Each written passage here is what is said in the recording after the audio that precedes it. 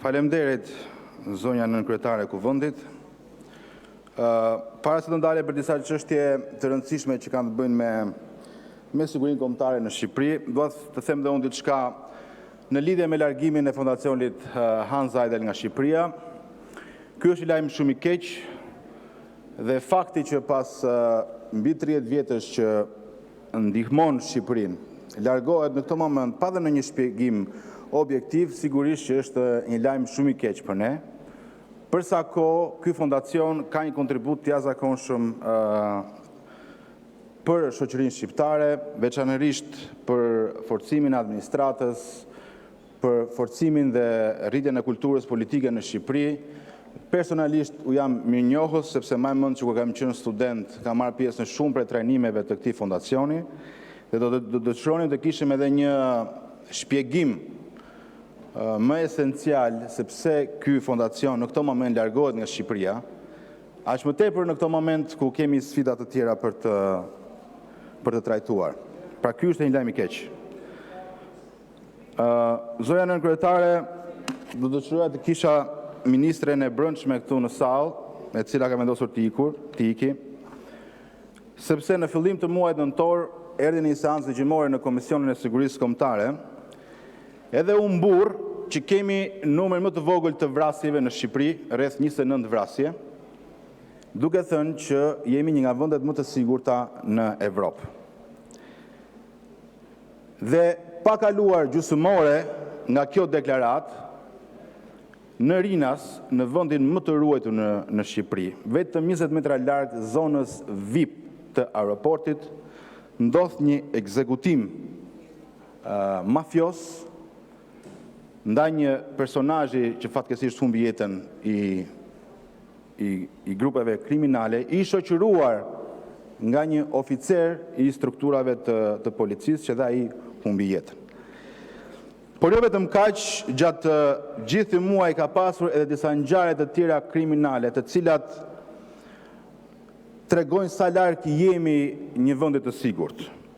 Pra ne kemi pasur vrasje e një 36 vjeçari në Gjorëm të Selenicës, kemi pasur në datën 25 një atentat mafios pashtu në Lushnjë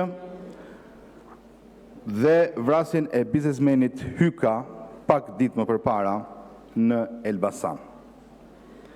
Pra, vetëm në 30 ditë kemi 4 ngjarje të rënda kriminale mafioze dhe unë nuk e kuptoj se si ministria ka guximin të thotë që ne jemi një vend i sigurt. Pra brenda një muaji.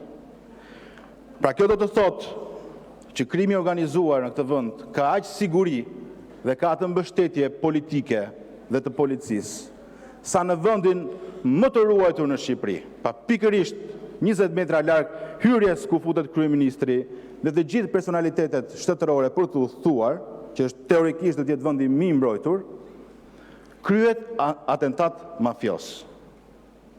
Nuk pati asnjë përgjegjësi për këtë. Asnjë analizë. Refuzon drejtori i përgjithshëm i policisë të japi dorëheqjen, refuzon ministria e brendshme të mbajë një qendrim. Me sa duket kjo ministre është mësuar që sa herë që njerëzit mund të kenë një hall të vendi drejtojnë asaj personalisht, se ajo kështu e konsideron. Pra kur ke një hall drejtohet ajo personalisht, ndërkohë që është e paaft të mbajë përgjegjësi politike për pozicionin që ka, sepse ka rënë siguria kombëtare. Në vendin më të ruajtur bëhet atentant mafios edhe na thuhet që jemi vendi më i sigurt në Evropë. Pra kjo nuk ka nevojë për koment. Dhe aq më tepër që ministria nuk guxon të bëjë një qendrim, nuk guxon të thrasë drejtorin e përgjithshëm policisë. Nuk ka ndodhur kurrë që ministria e brendshme të mos e ketë nën kontroll drejtorin e policisë ta thrasë. Drejtori i policisë nuk jep llogari askujt. Por një tjetër ngjarje ka qenë vërtet e frikshme këto ditë, nëntori, që është një ngjarje e paralajmëruar fatkeqësisht, ku një grup adoleshentësh në Durrës dolën nga shkolla dhe goditën njëri tjetrin me thika. Njëri prej tyre ende lufton me jetën në spital. është vetëm 15 vjeç.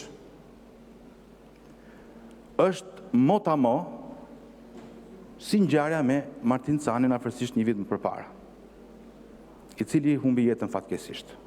Atëherë na u morën dhe masa, u mbyll dhe TikTok-u, sepse u gjet fajtori. Sot nuk flet njëri më për këtë gjë. Ndërkohë që dhuna në shkolla është bërë një fenomen i frikshëm. Flisni pak me prindrit.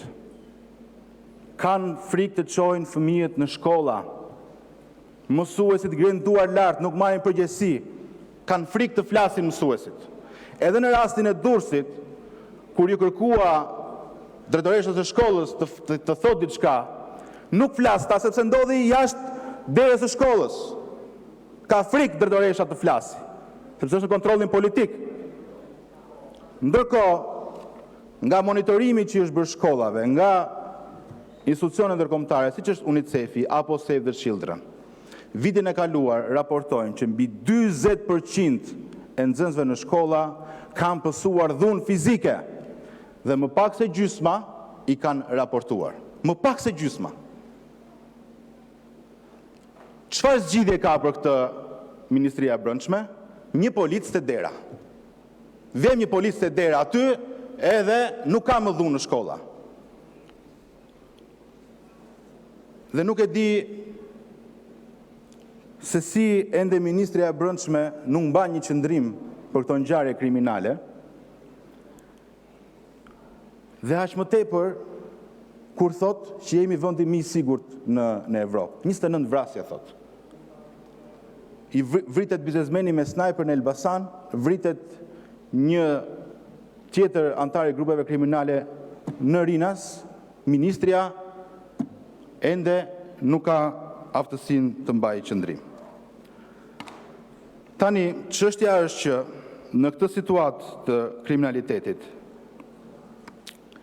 problemi është që familjet shqiptare, prindrit, janë një situatë në të cilën duan përgjigje, duan zgjidhje.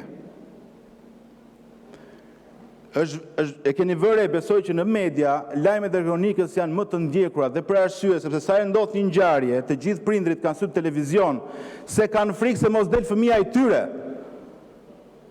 Dhe kjo po ndodh rëndom fatkeqësisht në këtë vend. Ashtu si edhe në shkolla, prindrit marrin mësuesit ore çast në telefon. Sepse kur vjen puna te dhuna, askush nuk kërkon të mbajë përgjegjësi. Askush nuk kërkon të japë zgjidhje, vetëm i fshihen fenomeneve. Vetëm i fshihen fenomeneve. Tani, po është e qartë se si policia mund të merret me dhunën në shkolla, kur raporti i Departamentit të Shtetit të thotë që kalojnë tonelata me kokainë në këtë vend, dhe drejtori i policisë së shtetit thotë në komision, për një vit kemi kapur 16 kg kokainë. Kjo ishte arritja e tij. Ndërkohë që të gjithë krejët e organizatave kriminale në Shqipëri janë në kërkim ndërkombëtar nga SPAK-u, janë të gjithë në Shqipëri, se po dalin jashtë i kapin, asnjëri prej tyre nuk kapet në Shqipëri. Janë të gjithë, i din ata të Elbasanit, ata të Durrësit, e këta të Tiranës sigurisht. Dhe ata që janë në burgje, madje japin dhe urdhra nga burgjet. Por asnjëri nuk kapet fatkeqësisht. Se duket sikur flas për luks kur kërkoj që të ketë një zgjidhje për dhunën në shkolla, kur kemi krerët e bandave që bëjnë ligjin në Shqipëri. Por është një tregues që tregon se sa rënd jemi. Dhe nuk ka zgjidhje fatkeqësisht. Unë besoj që çështja e kriminalitetit ka kapur një pikë ku duhet një vëmendje tjetër, duhet një zgjidhje tjetër dhe mbi të gjitha është zgjidhje politike. Nuk ka zgjidhje as ndryshon ministrin, as zgjidhja është politike.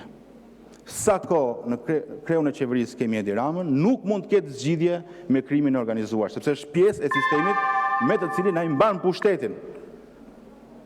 Prandaj, thirrja ime për gjithë qytetarët është kjo. Zgjidhja e vetme është vota, zgjidhja është të rrëzojmë Edi Ramën. Faleminderit shumë. Fjalën e ka zoti Agron Shehaj.